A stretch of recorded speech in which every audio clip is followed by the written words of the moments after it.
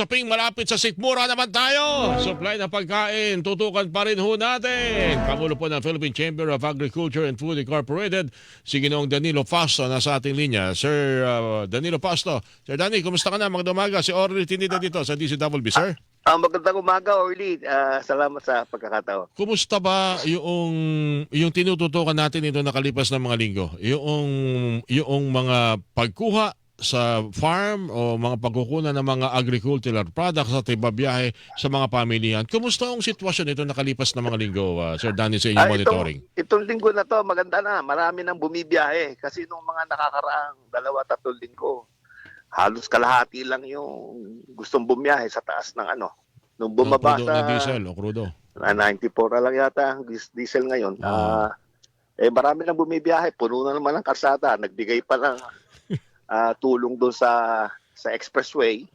Libre na sila. So marami nang bumibiyahe. Ang problema, sabay-sabay pa rin ng ani. Kaya ang presyo medyo mababa ang mga gulay natin. Mababa ang presyo sa wholesale. Alam niyo, yun sa Biskaya at saka sa Sangitan sa Cabanatuan. Alam mo, yun ang matagal ko na naobserbahan na pagpanahon na sibuyas, lahat nagtatanim sibuyas, panahon ng bawang, lahat magtatanim ng bawang. Hindi ba pwedeng iba magtatanim ng sibuyas, ikaw naman magtanim ng kakaiba para mabili man yung produkto? Although alam natin, ito obligasyon ito ng... Hindi mo maiwas yan eh. Pag nagigisa ka, yung bawang at sibuyas.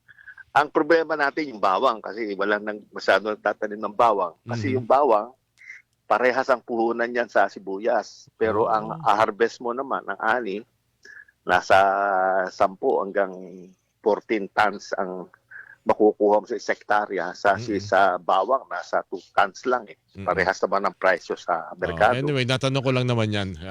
Example lang, Sir Danny. Ito, binanggit niyo yung libreng toll. Naging malinaw na ba? Dahil noong nakarang araw, may tanong na kung walang laman, ang truck, walang produce na dala-dala, libre. Pero pag wala nang dala, pauwi na, wala na laman yung truck, bayad na ho kayo. May parang ganun nangyari yata. Hindi ko alam ang naging polisiya, pero basta rehistrado ka, nakaregister ka dun sa website ng DA sa logistics. Meron silang app na i-rehistro mo yung truck. Pag rehistrado ka naman, ang alam ko, papantat pabalik walang problema. Ayun nga meron daw yata ang siningil. Sabi ko, hindi, parang, siyempre, pag nag-deliver ka, pagbalik mo, galing kang Baguio, magbababa ka nito ng produce mo. Alam nga namang pagbalik mo ng Baguio, dadali mo pa rin yung carrot. Siyempre, hindi mo na-dala yun. Kaya parang ang dami tuloy na siguro mga toll operator watcher doon, yung kahera, hindi naintindihan mo. Okay, anyway, that's good to hear na normal na ho pala, nakakabiyahe na ho pala yung ating mga maganda na ang biyahe. That's good. Kaya lang, sabay-sabay talaga ang ani, kaya mababa pa rin presyo. Ang kinakatakot natin itong dadating na El Nino, no? So, malakas ang ulan natin sa June, July, August. Pagdating naman ng katapusan ng taon, tuyot naman ang abutin natin.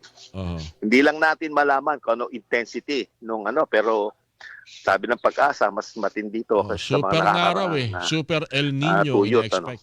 Super El Nino ina-expect, Sir Danny. Oo. Nakakaba. Ito nakakaba. So, may problema tayo sa pagtaas ng langis, ng gasolina. May problema naman tayo sa climate change.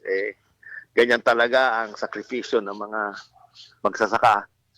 Nawain sana ng ating mga consumer na wag na silang magtatatawad masyado ng pagbili kasi hirap na hirap yung farmer, babaratin mo pa yung presyo, wawa naman talaga yung mga nagtatanim. Okay, naiipod ka nyo, sabay-sabay ang ani sa maraming produkto. Isa sa mga kinakailangan sa lugar na ganito ay mga storage.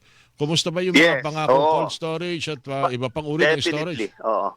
Yan ang post-harvest, yung cold storage facility dapat apurahin ng gusto. Nagtatayo na ang DA pero alam mo na kasi may procurement process yan may proseso ng bureaucracy. So nag-aapura sila but kailangan natin ng maraming post-harvest facilities, mga warehouses at saka cold storage para maimbak natin yung ating mga surplus harvest, mapalatili natin at mapatagal natin. May stabilize natin ang presyo. Ang isa pa, kung makaroon tayo ng greenhouses or rain shelters para kahit na tag-ulan, malakas ang ulan, nakapagtatanim tayo ng gulay. Kung meron kang greenhouse, medyo malaki lang ang puhunan. Yun ang problema. Okay, meron bang programa talaga para doon sa mga nag-deliver na parang sa mga jeep sa ilang gasolinahan, pwede silang magkarga, may 10 pesos per voucher liter. yata binibigay. Especially nung naikon nga natin, na-interview ako Tito Misa, no? Isang buwan yata nakakaraan. Sinabi ko yan, na tumakbo kagad ang DA doon, yung logistics group That's nila. good. Yung mga walang mabili, binibili nila yung produkto. So, more or less na-stabilize, pero hindi ganun kabilis kasi siyempre limitado rin ang resources ng Department of Agriculture kung ano lang ang kaya nila. But nevertheless, we need to, this is a year in, year out problem. Kailangan paghandaan talaga yung supply side. Ang tinitingnan kasi ng mga economic managers, yung demand side lang, yung consumer. Hindi nila kailangan pag-aralan natin yung supply side, ayusin. Kasi kung wala yung supply, wala naman kakainin yung sa consumer. Import ka na lang ng import. Mabuti kung pabigyan tayo. Yung mga bansa na kinukuha na natin, baka hindi na mag-export, wala tayong bibilan. Kailangan natin palakasin yung ating production at ani, Orly. Okay, so ito umiiral na ito itong 10% discount per liter ng diesel sa mga delivery truck. Yes. Oo. Malaking bagay. Kaya marami na. Kung titingnan mo yung bumiyahe ko nung isang araw, nitong weekend, Marami na pala ito. puno na yung LX ng mga truck. Nakikita ko na. Nangiti nga ako, marami na. Dati, walang traffic. Ngayon, nata-traffic na. Madali kasi ito. Kasi syempre, ang makikinabang nito, yung mga nagpa-register, ano po? Yes, madali naman. I-app mo lang.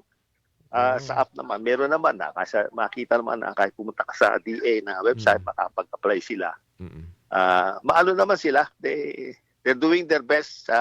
Kino-congratulate ko ang Department of Agriculture sa immediate pero yung mga nauna nitong March talagang nahirapan yung ating mga magsasaka dahil siyempre wala pang ganyan ang sa atin reactive dapat for next year piniprepare na ngayon Oo nga po. para hindi yung kung andyan ang problema tsaka lang gagalaw Pahiram siguro bago dumating paghandaan na. Anyway, so Danny, maraming salamat at least magiging sapat ang ating supply basta meron ding pantay na pagtrato sa mga local agri-products natin at hindi puro imported.